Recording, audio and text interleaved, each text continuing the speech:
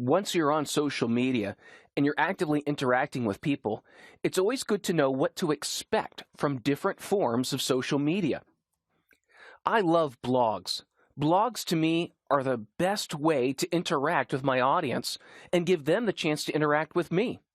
Blogs increase search visibility because you are publishing new content all the time, and it naturally builds long-tail content because you're constantly pushing information out. It builds a community because you're constantly informing, educating, giving information, and blogs are ideal for communicating high-trust content. Also, because you're attracting so many people to the blog, it's a great tool to build lists and conversions. You can ask people to give their email address to be informed of updates, or also put your conversion points right there on the blog. A blog that I like giving as an example is the Black Hills Travel blog. This was developed because through research we found that people wanted to know when they visited the Black Hills, what's the local knowledge? Where do the locals go for the best restaurants, for the best bike trails, for the best in horseback riding? And so they developed this blog as an insider source of information, and within a few years, it became one of the leading websites in the region.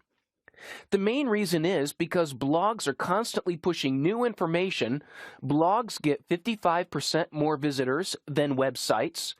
They get 55% more incoming links than websites, and over 400% more pages in the search engine's database.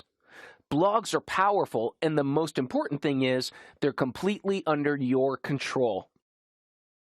YouTube is amazing. It's the third largest website in the world.